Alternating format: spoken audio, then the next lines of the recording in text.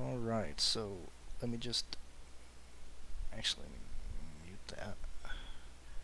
Let me just make sure we're live, or I am live, and then we'll kind of break some stuff down. Let me get here. I kind of give everybody a second to get in and everything like that. Window is pretty short. I'll probably be on for around 20 minutes because I do want to kind of mess with lines off stream, you know, for a bit just to see where I'm at. Let me just share this and then we'll be all...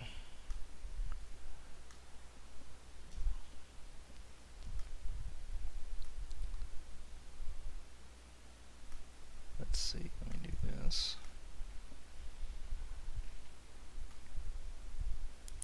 Let me tweet that out. What are these contests still looking like? 10 might not fill. We'll see. We'll see if the 10 fills. If it gets close to where I think there'll be overlay, or if I don't think it's going to fill, I might enter more lineups. But right now, I'm just planning on playing one in some of the single entries out there.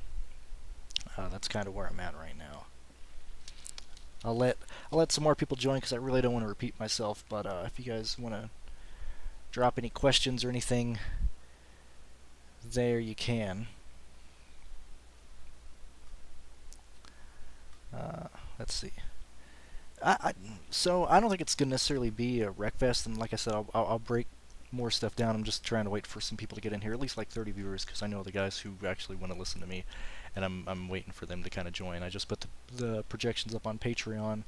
I don't think it's going to be a wreck fest per se, where we just have huge wrecks. But if you spin out and get hit by somebody, you hit the wall, like you're DNF. Like I said in my video, a lot of that stuff still stands. Of where I think we're going to see a lot of DNFs, but not from big wrecks. I think it's going to be one or two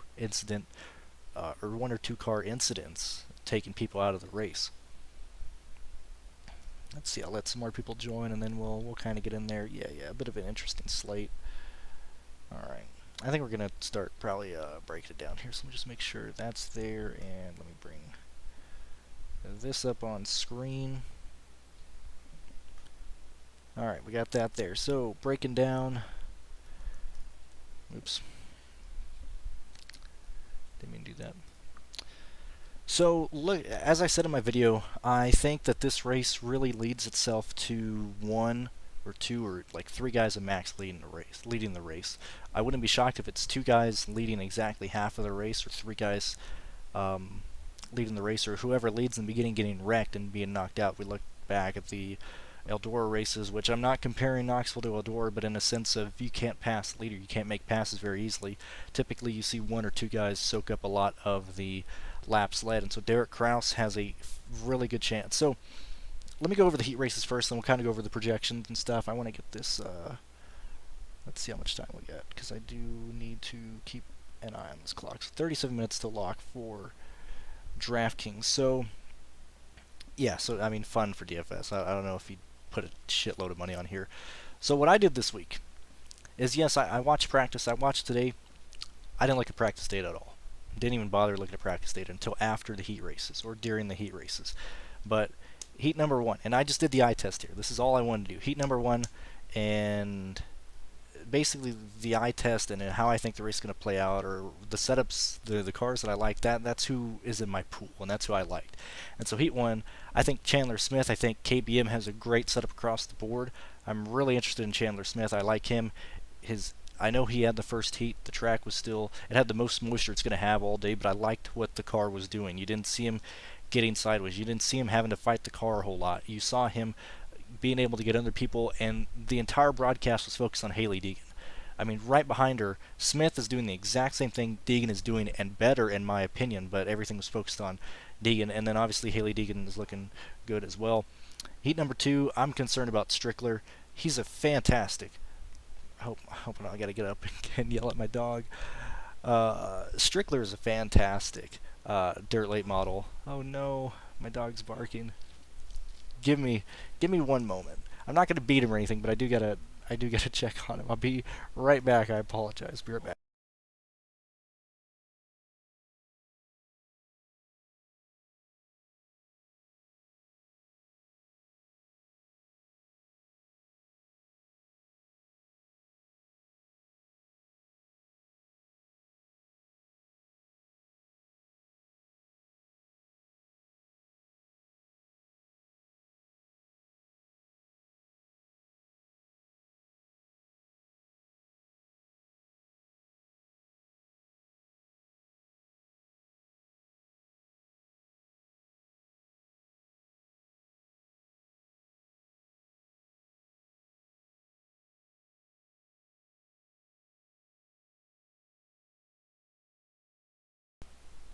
Alright, I'm back. Sorry about that. There's kids outside playing with a basketball, and he does not like that at all. At least I'm not getting mugged or broken into. Anyway, heat number 2, I'm concerned about Kyle Strickler. I I don't think his strategy is going to work. If we're on the high side, I did not want to play guys who are going to get sideways, and the same thing concerns me with Chase Briscoe.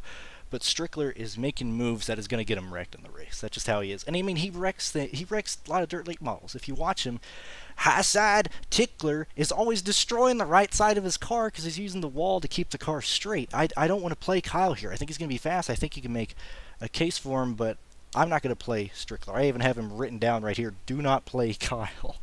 Um, Sots. Oh my god, I just went blank. What's his name? I just Donnie. I watch him race, and if he's barking at the people playing basketball, I'll just deal with it. I'll mess with it later. Donnie's doing the same thing. I don't want to play him. I think they're going to be extremely chalky. I'm not concerned with the road course ringers. If you look back at Eldora and all these other, and even at the Bristol dirt race, the dirt track ringers get a lot of ownership.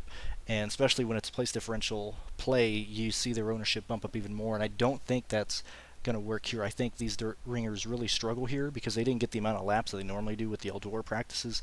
And I think they're going to end up making mistakes. So that's where I'm at. So heat number 2, I like Denfinger. I like the 88, I like 99. I like Chase Purdy as well. Whenever you looked at Chase Purdy's car, like he was driving way better than Chase Purdy. Now it's Chase Purdy; he's either going to do well or wreck.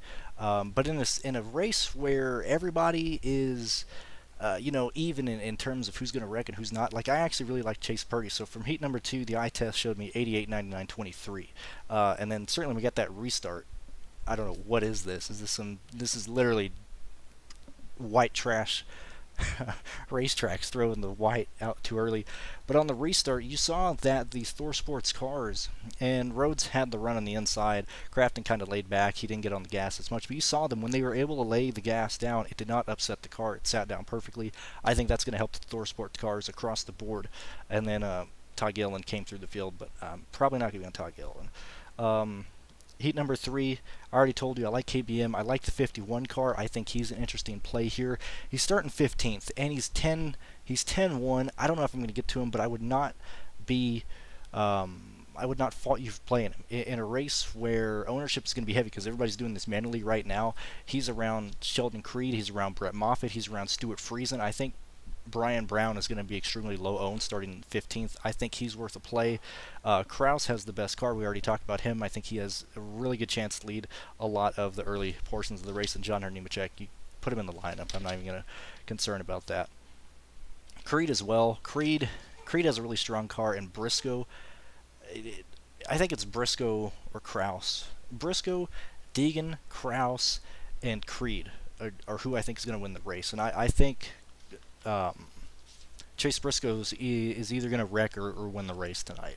And so now that I got that out of the way, let's kind of break down my projections here so you can kind of see an extended player pool. But those are the guys that I'm really interested in. The guys that I just mentioned there, the guys that stuck out to me from the heat races, that's who I'm paying attention to right now. And I'm not against playing the back markers. And so, like Strickler right now, I have him projected to lead laps. If he doesn't lead laps, don't play him. I would only play Strickler. I would only play Deegan.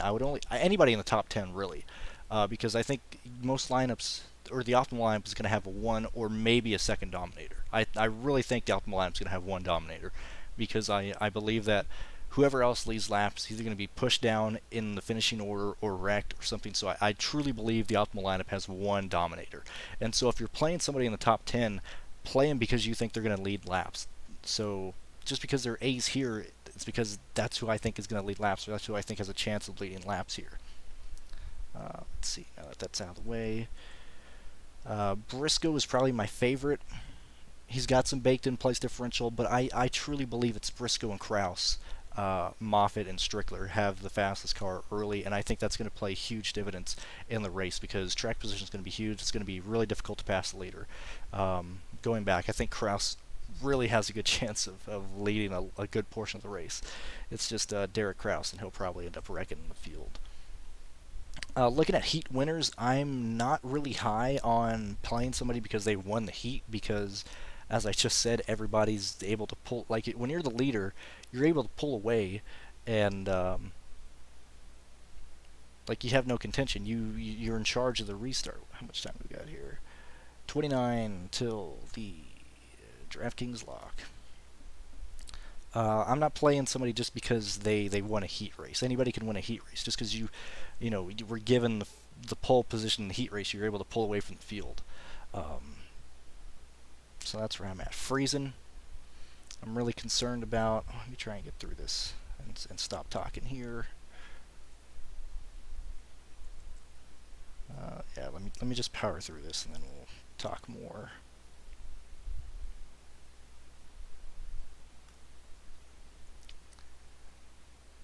Let's see where we're at. Tanner Gray.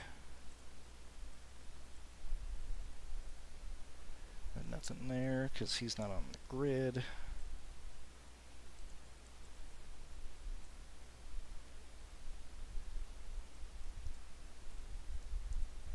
B, F, and F. So how many people are we looking at? 1, 2, 3, 4, 5, 6, 7, 8, 9, 10, 13, 14, 15, 16, 17, 18, 19, 20.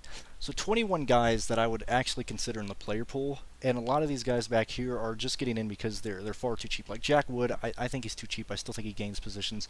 Austin Wayne Self, I think he gains positions as well. Danny Bone, all these guys I have projected for almost 6x value. That's where they're at right now. I like Enfinger a ton. And like I said, I'm really interested in Chase Purdy. I don't know if he's going to gain a lot of ownership. Let's try and predict or dial down. I'll look at the chat in a second, but let's try and dial down who's going to get ownership here. I'm going to assume it's going to be...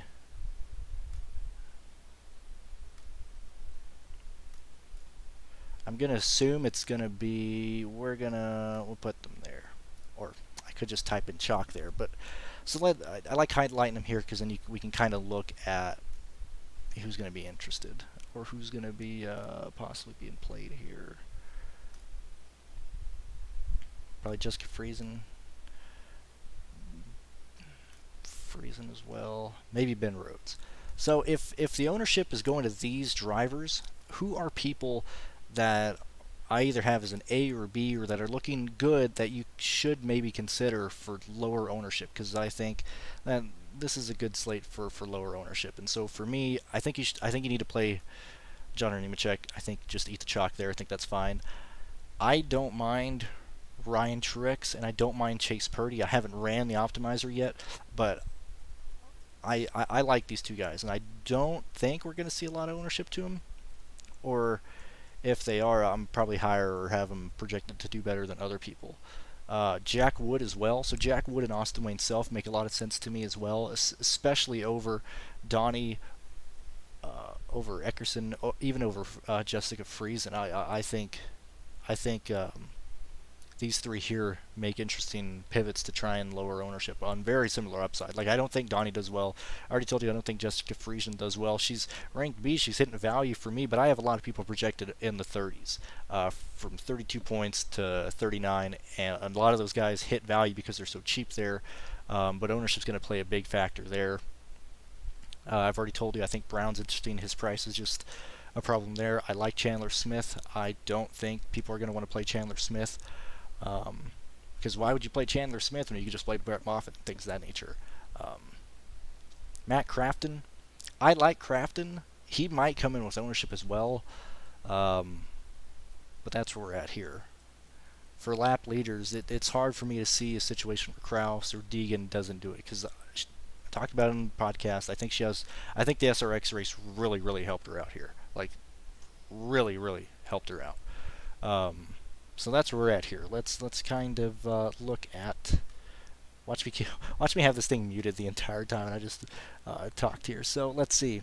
48 of you guys watch. Thank you for watching. I'm not one of those that asks to like and subscribe. You can even dislike the video because it hides it now, but do whatever you want to do there. Let's see. Jeopardy theme song. That's funny. Todd Gillen. I don't even know where Gillen's starting. No, yeah, third. Yeah. So, in terms of lap leaders, who can lead laps? And so, we're gonna, let's see, I already got those. I think Sauter has a chance as well. So early lap leaders I would consider to be these drivers here. And that's before people like Briscoe, people like Creed get through the field. Um, I firmly believe the optimal lineup is going to be a one dominator lineup. Regardless if two people lead a good portion of the race, it's either two or three people lead a good portion of the race, and those drivers finish 1, 2, 3, so you need them.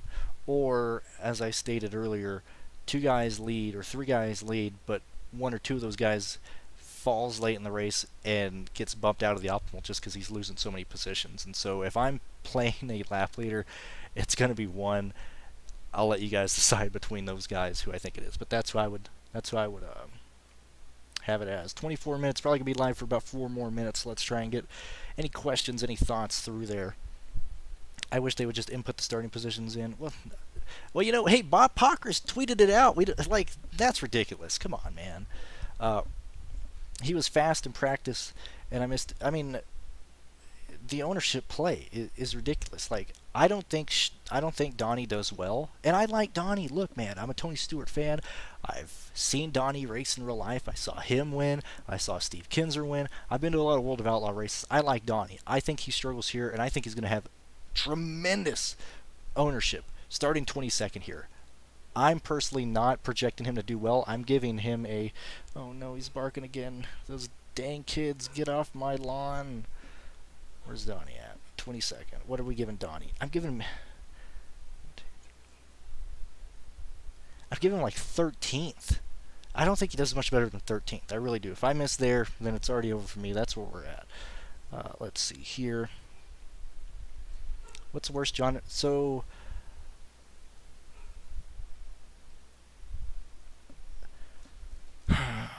let me look at John Hunter Nemechek, because I think John Hunter is the best place differential play. I'm giving him 63 points. That's where we're at right now on John Hunter. I think you could easily bump John Hunter Nemechek up even more. Like, I think I'm giving him, what is that? Like, that's like a 12th place finish, 10th. Where are we at? Let me look. That's like a 9th, 10th, 8th place. I think I'm giving some fast laps as well.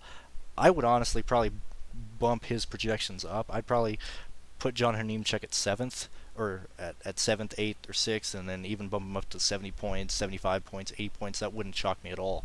I think John Hunter Nemechek pretty much has to just get you a top 20 to be optimal with the with how many drivers I have projected in the 30s. If he gets me, you know, anywhere close to 55, 60, 65 points, I think he's optimal there. Let's see. How many Dom? I already answered that. Hocevar. I don't like Hocevar. Not a Hocevar. Last spot, 6. I mean, you decide that yourself, dude. I'm not here to build a lineup for you. Okay, so I think that's where we're at. My dog's barking. I told you I'd give you about 20 minutes to make a lineup. DK locks in 21 minutes. Thank you guys for watching. I don't think I'm going to be live tomorrow. I got some stuff going on. Oh, this poor dog. This poor basketball. These poor kids. But anyway, I'll talk to you guys probably Sunday with Jordan. I don't think I'm going to be live tomorrow. But I wanted to do this. I said I would. And best of luck. Enjoy the race. And thank you guys for tuning in.